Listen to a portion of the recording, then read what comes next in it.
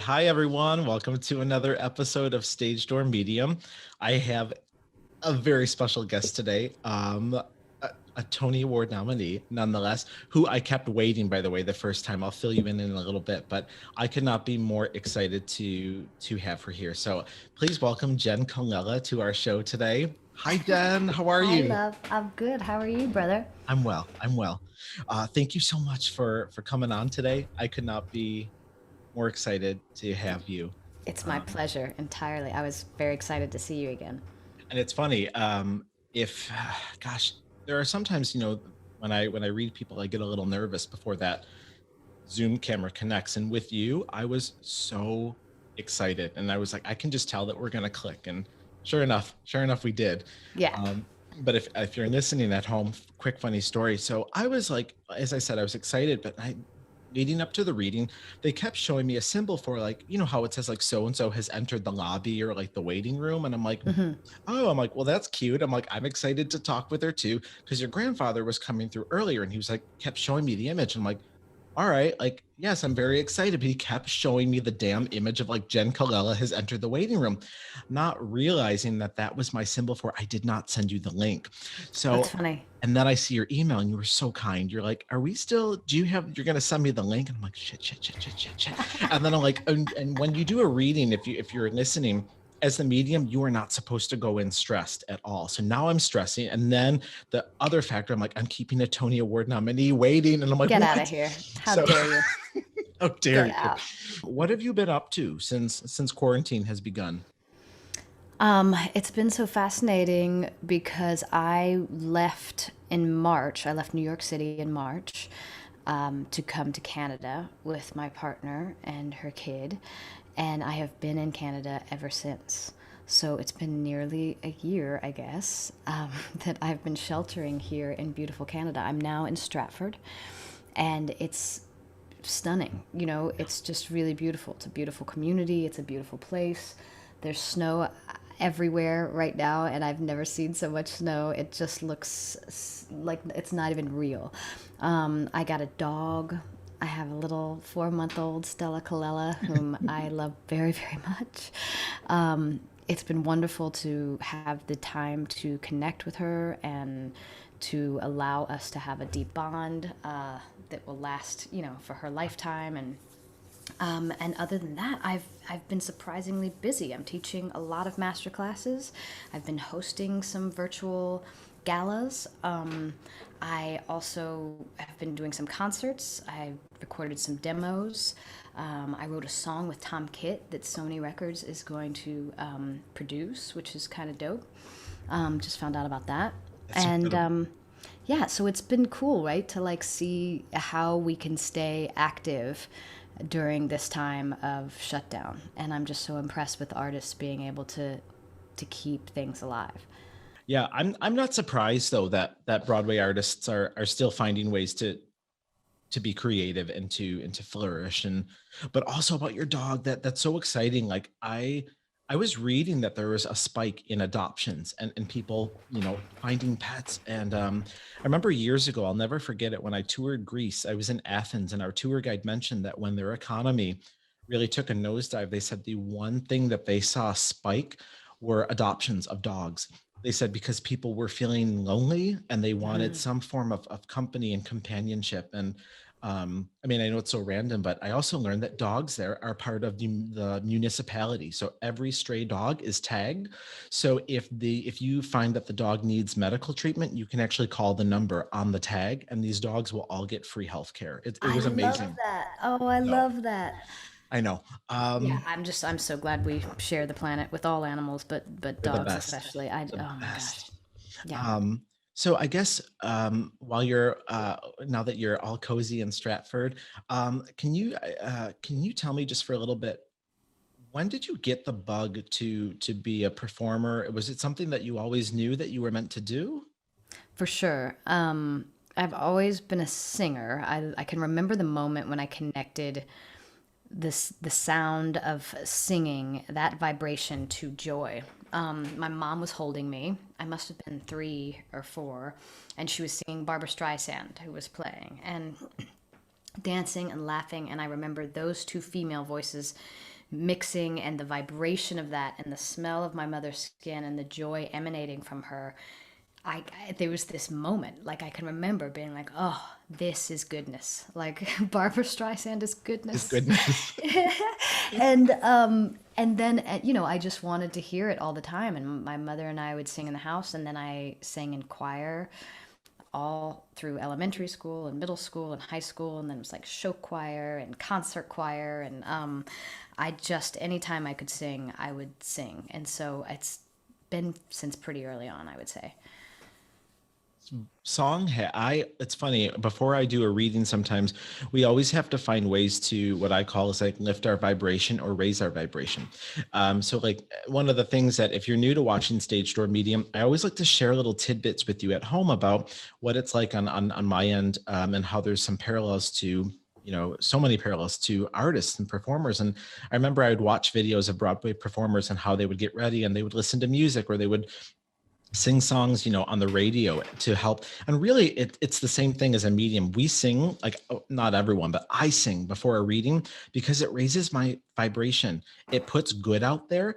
And the way I describe it is that spirits, our loved ones on the other side, they vibrate. Their frequency is at a higher level than we are. So if we're here, we've got to do something to bridge the gap. So meditation and singing does this. And all of a sudden, if I have a really good meditation, or if I'm like, belting out, like, I don't know, me in the sky, before I read, do a reading, it's so much easier to hear and connect on the other side. So I just the love way that. you speak like a medium. It's amazing, talking about the What a sense. compliment. Well, Yeah, not. thank you. I like to tell my students that when you warm up, even if you're singing la la la la la la la la la, that you want to think about someone you love. Think about something instead of just making the sound. It's when we put intention behind any vibration that the quantum field, grabs onto it, right? We have to have that behind it. I just geek out. I feel like I say the exact same thing. I have a little list of people that I'm grateful for and what I'm grateful every day, and I write it down before a reading. So sometimes it's literally something just like the ability to get out of bed in the morning and be able to walk on my own 2 feet Absolutely. and breathe, and things like that. That, again, it's all focused intention. So Indeed. I would love, oh gosh, I'd love to talk with you about your career. So you've done so many things. If I would love to fast forward for a little bit, if that's okay though, Of because course. I would love to talk about If Then. Mm. And to me, I mean, as an audience member, I know I told you, but if you're listening, when I saw If Then, I want to say it was 2015, right? Because it was before I think so. Hamilton, Yep. Richard Rodgers, and I got my seat. And I remember I went there to see Idina, and I think so many people were going there to kind of see her in this new work. And I left there, and it's interesting. Idina was wonderful. She was brilliant, but I left there going like, oh, I just saw the Jenn Colella musical. And I remember I went to the door to speak with you after, just to like thank you for the, like, because I had no prior experience to hearing your voice, and your talent is so singular. Like, I've never heard a voice that sounds like yours. And it was the most joyful, like, 2.5 hours to not only see a brand new piece of theater that was not based off of a book or a movie or like a TV show, but and then to have you sing that score. And like, there's certain parts I will rewind all the time. Not rewind. Oh my God, I sound so old. Like, scrub through on my phone and listen to your voice. And so can you talk about like what that process, like, how did the job come about? What was the experience like making a new piece of theater, and especially something that I'm assuming resonates so deeply with you, because there's a deep spiritual aspect to If Then. Indeed. First of all, thank you for your Yeah. sweet compliments on my work. And that just feels awesome to hear. It's never people like, oh, you must get tired of hearing compliments about your work. Not ever, like ever. It means a lot to me. I respect you as a person and as an artist. So I just don't want to like fly by you taking the time to be so effusive about what I've put out in the world. Thank you. I really appreciate it. It feels Sure. nice. Thank you. So it's interesting because I was a part of that process, developing that musical for several years. I was actually written in as I was Kate at first. I was LaShance's role. Brian Yorkie and Tom Kitt came up to me and they were like, "We want this like lesbian character," and her name was actually Jenn in the first script that we read, and so we had meetings about like what that would be like and what kind of lesbian role model we want and the flaws as well. And so then once we knew we were moving into production, I got a call from David Stone, the producer, and he said, "Look, I can't have three white leads in this show. It's not responsible. It doesn't represent New York." And I was like, "You're absolutely right. I can't believe we're replacing Anthony," is what I thought. I didn't say that, but I was like, "Poor Anthony's going to be out. Gosh." And he said, "We've got LaShawne's." And I thought, to replace Anthony Rapp, that is an interesting choice. And then I realized that he meant me, that I was going to be replaced with LaShawne's, that I was no longer going to be a lead in that capacity in the show. And after developing a show for several years with friends and having a part literally written for you, you think, if I could be safe, this is a moment that I'm safe. And I realized that I was no longer safe and that I might be out of it. And I had a moment where I could have been like, "Are you kidding me? How dare you?" And I just was like, "That makes total sense. Of course, I wish you the best. I will put only good energy around this project, and I hope that I can be a part of it in any way." So it was like good terms. And then days later, Tom Kitt said to me, "We want to write another role in. We want to write a girlfriend for LaShawne's. Will you do that?" And I was like, "Put me in the game, coach, like anything at all to be a part of this." Absolutely. And it was a delight to work with LaShawne's and to be an out contemporary lesbian on that stage. And then part of the deal was that I was Adina's second cover, which I have never done. I thought you got to go on. I did go That's on right. You did. one Oh, Wednesday matinee. I totally went on.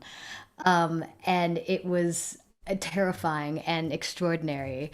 And yeah, it was just the whole experience and that whole cast, the company, we fell madly in love with each other. We knew something special was going on. It made us all question every choice that we made and how one path can take you a different direction, and how it doesn't matter what you choose. You can't choose incorrectly. You have to keep your heart open, choose what feels right for you in that moment, and go. There's never going to be this like, "Oh no, I should have." You might feel that way, but it's not the truth. The truth is everything is as it's supposed to be because it is. That's what I think. I mean, look at your experience. I mean, look the experience where you thought you were being written out, and then Totally. all of a sudden it, and so, and then they're like, "Surprise, we're writing a character," and then it's funny. Then you watch the finished version of If Then, and you can't imagine that show without that couple. You know what I mean? Mhm. It's and then the way you brought it up, I say that all the time during a reading. So a couple things that I should share with you, if you're listening. If you ever go to a medium that does not honor free will, leave right that second. I mean, you should never, ever, ever have a medium tell you that you have to do something, or that you should not, or that you can't do something. Mm. Or they should never say, "Well, your mother is saying you have to do this." Never. Rule one is the free will trumps everything, is what I Mhm. will say. Free will trumps it all. However, that doesn't mean, as in when I read, sometimes I am shown, I always say, if you ask a question, I will give you, there's three things that could happen. The first thing, which is like 85 to 90% of the time, I can give you the answer.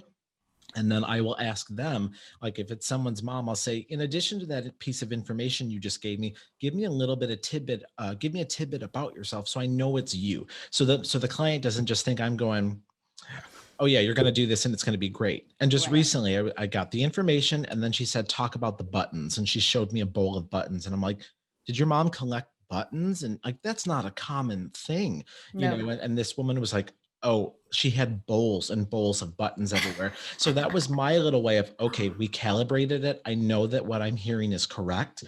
The other two times they'll either do this, or it's almost like never mind, the wicked symbol is this, but I'll get this, which means they don't want you to know, because let's say it's so beautiful and so joyful, and if you were to know what was coming, sometimes people might try to rush to get there, Mhm. or they'll show me the very if then symbol, which is the fork in the road. that winds up at an X. And if I see an X, it means it's going to happen no matter what. It's just how you choose to get there. It's like the Mhm. choose your own adventure. And like you and I spoke about this, like, I remember we were laughing because I was like, no matter what, and if then, like, no matter which path she goes, she still finds James Snyder, and which That's is, right. like, And which is the goal not for even all of Josh. us, It's isn't just, it? just James Yeah, Snyder, just just to James find Snyder. James Snyder. Mm. And yeah, I say that all the time. I mean, and I guess to give a practical example, one time I read somebody and I saw an X and with the baby on the X. And I was like, well, you're meant to have a child, that much I know. And I think the question was, well, I'm not so sure that I want to stay in my relationship. So when I see that X, it's just a prime example of you're going to be a parent no matter what. Like, Mhm. they know how much you want to be a mom or a dad. But it just means you might be able to adopt. You might find somebody else. It might be a non-traditional sense where it might be you start dating someone or you marry someone who has a child.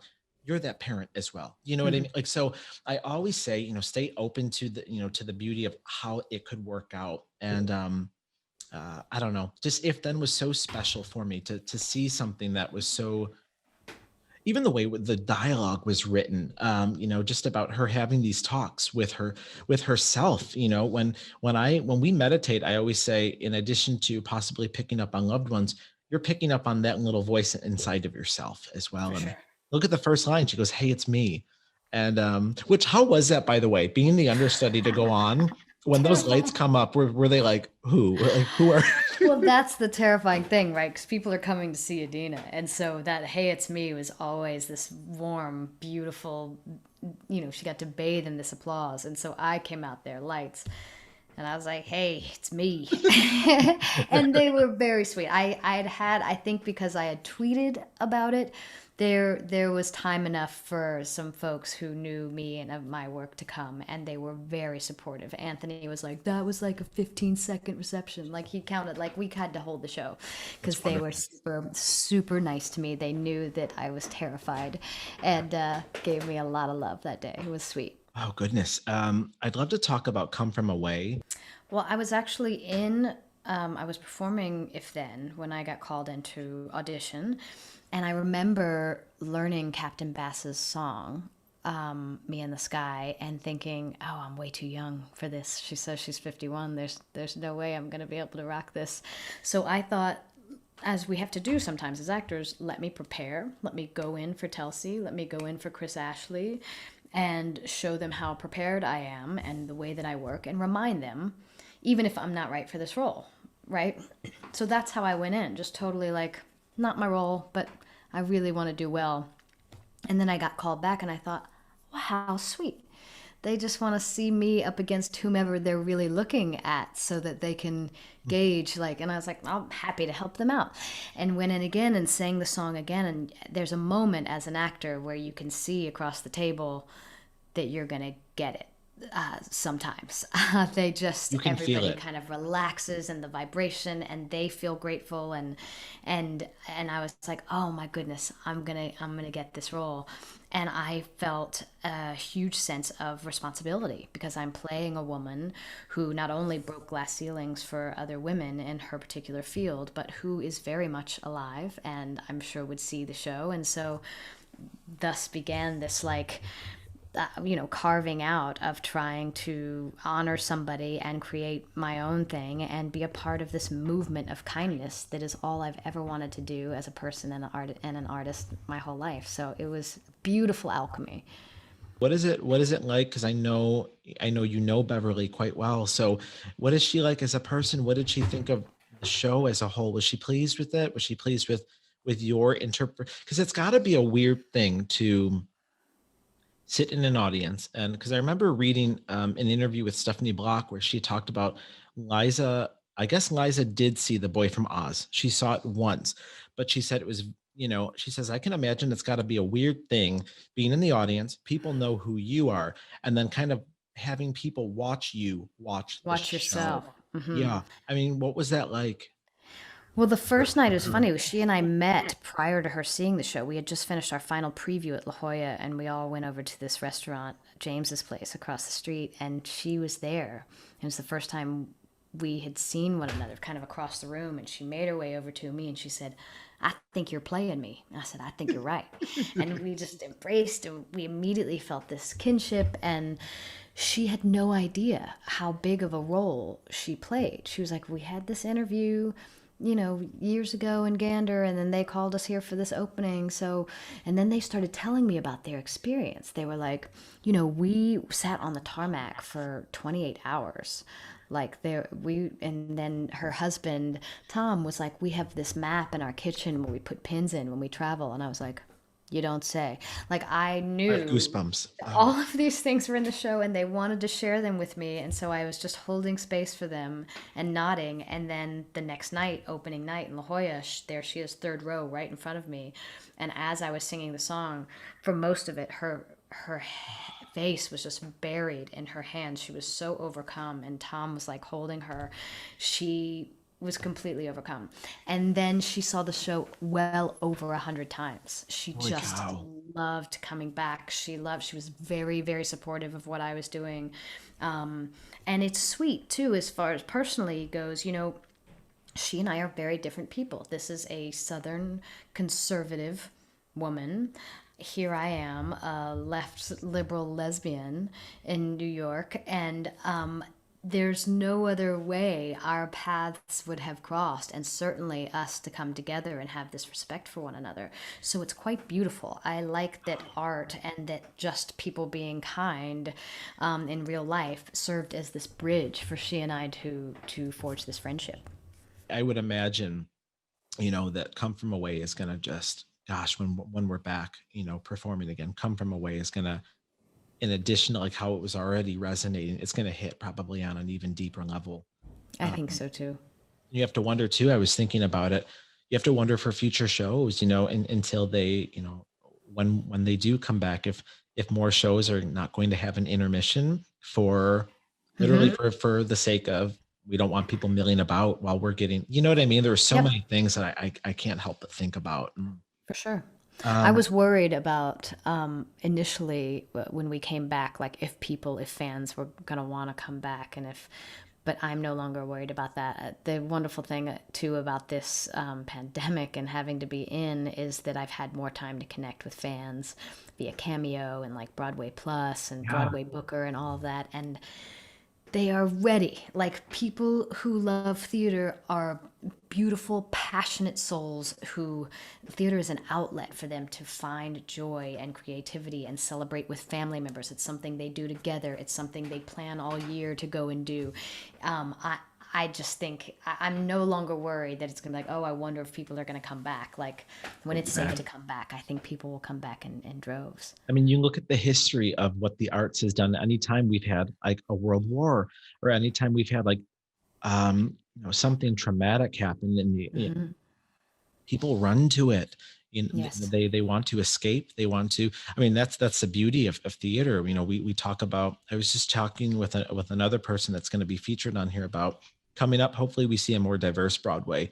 In every sense of the word, and like how if as an audience member, if we are realizing that, if we go there going, all right, we're going to escape for 2.5 hours, we're going to suspend our disbelief, like the same thing should work for casting. We have to, Indeed. producers need to start trusting audience members that they're intelligent, that they want to see an array of people on stage, behind the scenes, in the pit, everywhere. You know what I mean? And I Oh, think that's going to be one of my favorite things coming back. Exactly right, Jimmy. Like, I can't it's going to wait. be completely different. Like, there's no way. It's going to look different. We're going to have new stories. I'm not a huge revival fan. Like, there are some that I think need to come back, but there's so much new work that's going to, I think, come out of this. And with that, new voices. And I'm thrilled about that. I agree. My prediction, I do think that when we come back, I do think that there's probably going to be a couple revivals. I would be shocked if there wasn't a surge of them Sure. temporarily. honestly to up the money and to get people going Sure, sure. back into something that they're comfortable with. Yes. And then I agree. I think once there's some recoupments that are made, then I think it's like get ready. Because I think if anything during this pandemic, like you talked about, people have gotten creative. They're like, oh, these are the stories that matter. Hmm. These are the stories that need to be told. And so that's my hope, is that we see more of like these shows like If Then, and come from away in terms of powerful storytelling. And so I guess I would love to, and then before we wrap up, two things I'd like to piggyback off of. You talked about being on Cameo and working with younger artists and students, because I remember it came up in the reading. And um, remember we were talking about how we say some of the exact same things, like what I say to people that I read, and to your students. Like, what do you try to instill in them, like in addition to just like the arts and like the performance aspect? Well, so as far as teaching goes, if these are artists, young artists, and primarily high school and college is what I focus on, the age group that I focus on. I talk a lot about kindness and gratitude and how those two things can bring us into the present moment, and how present moment awareness is key to being not only a good artist but a good person. And we don't just get hired because we have this tremendous talent. We get hired because we're the whole package. People can sense that throughout the day we are in the practice of taking care of others. And certainly for a new work, you're going to be in the room developing with this team, this family, for years and years and years. So the energy that you bring into the room has to be something that you practice throughout the day. And attributes of a good actor, the foundation is always present moment awareness. And I think younger students, especially, their minds are so brilliant and they work so quickly, and they're able to watch a show and review a show and text their friend about the show and order a pizza that'll be home when they're done with the show and still get the show, but which is really quite astounding. But we're losing just that singular, nothing else matters than this moment right now, and this moment right now. And the beauty of present moment awareness is that you can always come back to it. And so my two favorite tools to talk about are kindness and gratitude, to bring us back into the present moment, again, to be a good person and to be a good artist. And the acting part's easy. Like, who are you talking to? What do you want to get from them? We'll get to that. But before that, we talk a lot about those things, bringing us into the present moment and why that's important. I feel like we're twins. I say the exact same thing. I mean, when even with my students that I direct, I always tell them, I'm like, you have to be present. And I always say that too. I'm like, the acting part is not the hard part. If it's the staying present, it's the listening. And same as a medium. Yeah, I always say it's not so hard establishing who's there, because to me that's more of a vision thing, or it's staying present and what do they want to say versus this isn't what I want to say. And I feel like you really have to, as a medium, get the hell out of your, like, get out of the way, and Mm-hmm. what do they want to talk about. And it's a matter of staying present. It's this crazy thing where you're not only trying to stay present, as the medium, but you're just trying to stay present with the client that you're reading and with the person that you're channeling. Wow. So it's Wow. it's a real dance, that Mm-hmm. takes a while to master. And you said it best. I mean, we can be as great as we want to be in whatever we do, but if we're not being kind, it's a feeling that comes with it. Mm-hmm. I for me, the greatest compliment I can get is like somebody after reading um, feeling that I was kind, that I was reassuring, and that that's the best. Well, that's what I loved most about your reading. Not only the goosebump moments and when I, cried because it felt so clear that somebody who loved me was coming through and sharing something. It's your sense of gratitude, not only for our connection, but for your connection. You kept thanking them as you were receiving these images, and I thought that was so beautiful. And your whole goal, you can tell that your intention is to care for. To care for them, to care for me. That's why you were like, "Do you have any questions?" at the end, and I was like, "How are you?" Like, Which I gotta say, like, no one, I teared up because no one has ever done that for me before. No one has ever asked, are you okay? And it's funny, like when I first started doing readings, like almost 10 years ago, it would drain me. Like I would be very tired after, and I could probably only get through like one or two. And it's if anything, it's like a muscle. The more you use Hmm. it, yeah. And now it's different. Now where it felt like a drain, now when I do a reading, it feels like a fountain. And as long as the pieces are in place of gratitude, and like anyone on the other side, they want you to be mannered. Like you never want to, because that's the thing. The medium's just the telephone. I am not the one coming up with the ideas. I'm just reading the sheet music, so to speak, and relaying it. So I don't want to take their ideas. I always want to say thank you. It's an ability, like I'm assuming every performer wakes up, or right before they go on, like it's like a God, thank you for letting me be able to do this. Like the same works with me. It's not something that I take lightly, or that I take for granted. And yeah, so I mean, I guess, is there anything else that you wanted to share that you feel comfortable sharing about the reading? If not, we can move on. I just want to encourage everyone to do it and to be open to it. I'd never had a reading before. I didn't know what to expect. I loved that you sent a welcome video prior, just so I could see your face, so I could hear the vibration of your voice, so I could get a sense of you and how you roll, and that you were so reassuring that you're not going to leave with the heebie-jeebies. I think people are afraid that if they allow themselves to connect or hear from the other side, that they're going to hear something terrible or awful. And you did such a wonderful job of protecting us from that. I love that you started with a prayer. I love that you only invited good, white, benevolent light. I love that you closed it after in protection. It just felt so loving and sweet, and you were doing such a good job. There were moments when, like, you'd get a message, you're like, I don't know what that means, and then you were like, help me translate it, and then you would always find a way to say, I believe this is what's happening, and it was always a helpful something. And I just think that that's such a gift.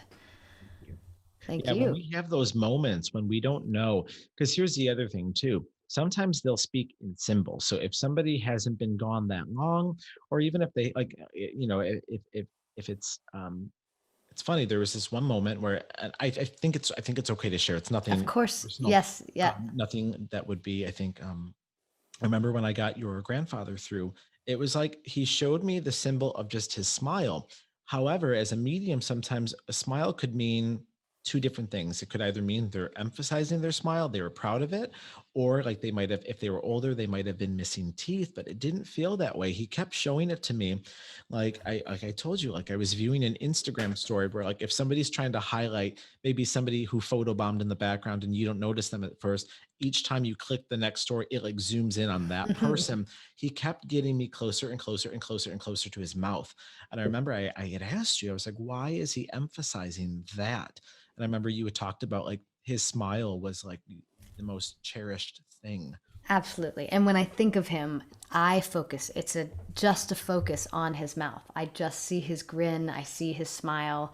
That's my memory of him. Then I'll see the rest of him. But every time I think of him, it's his mouth. So when you said that, I was beside myself. Ooh, I also want to tell you, you had asked my mom's mom came through, and I had never met her, and you said, I see her in an apron. Was she a big cook? And I said, to be honest, I don't know. Well, I asked my mom. I said, Mom, I told her all about you, and she got goosebumps and was so excited.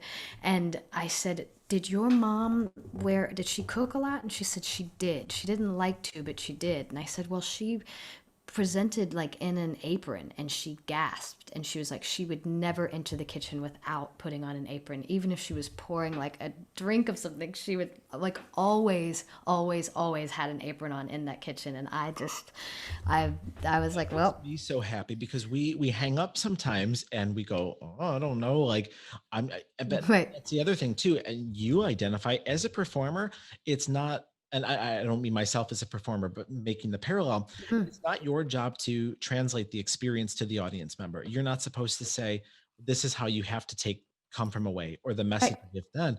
And same as a medium, at first, when you're first starting off, you really want that validation of, I got like a 9 out of a 10, or it doesn't work that way. I have to get to the point where I release it and I go, all right, this is what I saw. And maybe it might not make sense with you, but it might. And what's so fun is that I think being into the theater, like being such a theater nerd, at one point too, I started hearing like the waitress, like the sugar, butter, flour. And so we'll get pop culture references, we'll get things. So if I saw that, that's like, okay, they cooked, they baked. And when she put on the apron, like it felt like a non-negotiable for me. You know what I mean? Because Yes. somebody's like, well, that might be generic. It's it's not. Like my nanny, she did not cook. She ate out. And if she didn't wear an apron. My other Mhm. grandmother, from what I'm aware, she didn't have a. So it's funny. Like I think sometimes we take these things, if somebody is skeptic at home listening, we take these things that are singular maybe to us, or maybe they're not as common, but we think, oh, because it was for me, it must be a generic. And Mhm. it's not necessarily that way. No, So no, not at all. Yeah, it was incredible. It was so beautiful, the things that you shared with me and how you showed them, and how it became very clear who was coming through. There's so many goosebump moments, and then moments where just tears came out of my face because it felt so that's lovely to have the warmth of their energy coming through, the warmth of your energy. my favorite thing. And then I promise I'll do my wrap up questions for you, is like, I think just like an artist, I have to get a feel of the personality first. So Mm. I might have some questions about, so for example, if I like hear them swearing, or if I hear, like, first off, I'm like, if anyone has a dirty mouth, I'm like, come to me first. I'm like, and it's just like, because I'm like, oh, you're funny. Yeah, And but I do have to make sense of their personality first. That way I know how to relay the messages, because it's almost like when you're a kid and you are doing like the readers theater in grade school, and you're like, oh, I got the part of something. So you flip to the table of contents to like read like the character rundown. yeah, Same thing with it. Like you have to know, I have to know a little bit about their personality and establish it with whoever I'm reading first. Like, does this sound like them? That way, when they do give me a message and I relay it in the first person from them, I can hopefully catch that inflection and the way they're meant to say it. You know what I incredible, mean? And incredible. if you were stuck as a ghost in a theater and could only watch the same show over and over, musical every night, what would you pick? I love this question. This is tremendous. What a great question. Um, oh my goodness. You know what's just popping into my head is Company. And I don't know why. I love that music. I love that musical. I just saw the most recent revival before everything got shut down. So I wouldn't mind having some Sondheim. I'll have Company in there. With them, what was it? The Not Getting Married Today, with like all of them coming out of like the refrigerator. And Incredible. um It was uh, so good. it It was was so good. I did not see it. I've seen clips of it, and I saw Patty LuPone a year and a half ago in Rochester, front row, and I was the one that she threw that martini on when she sang. Oh. Jen, it was like I was being baptized into the church of Patty LuPone. Like she hit me, and it was just like, I didn't. You like, what do you do? Like Patty LuPone's like 5 feet away. She douses you, but you have to like let her know that you accept Patty as like your Lord and Savior. So at this point, I'm like, and I like start rubbing it on my Totally. body. I'm like, what the Absolutely. frig am I doing? And I was like, I just want her to know that I appreciate this water, like Yes. mocktail martini.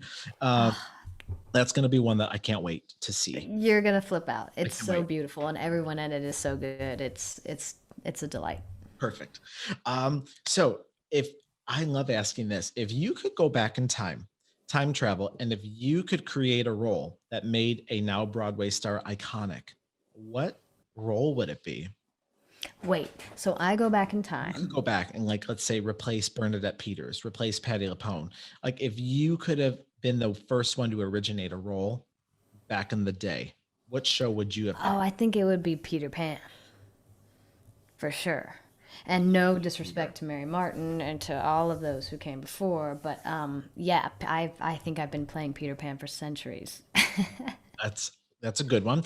And then hmm, if you could pick a Broadway star from, I mean, and they can still be alive by all means, but maybe they've aged out of the role. If you could pick somebody who, like a big Broadway person, to have originated Beverly and Come From Away, who would you have picked? Oh, gosh. I mean, so many people would crush it, you know?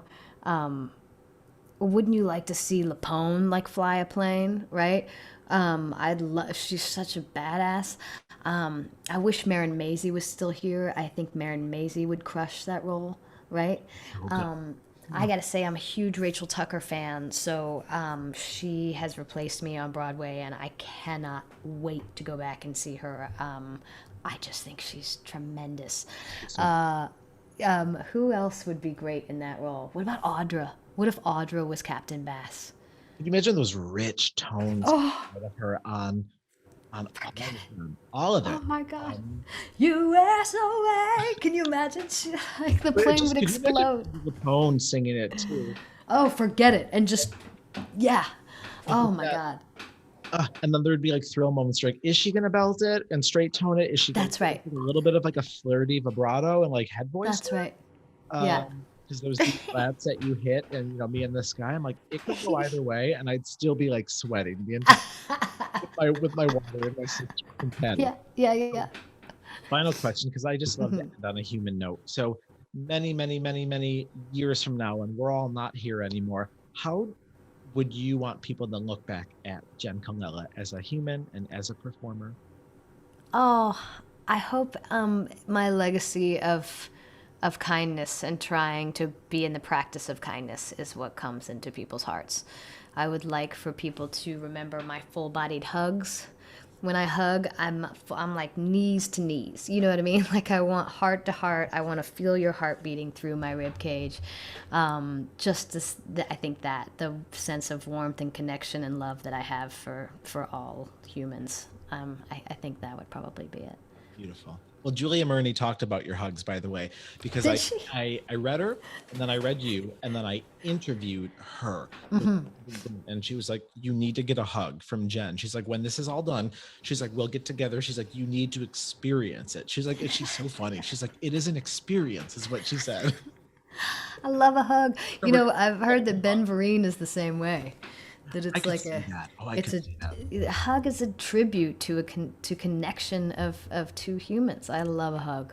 I So we're can't gonna wait get to. together when the pandemic's over. Oh, I will come to Stratford.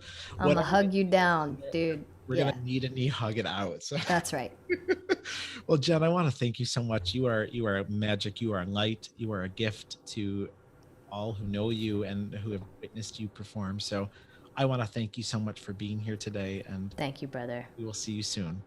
All right. Thank you so much for having me. Bye, Thank love. you. Bye bye.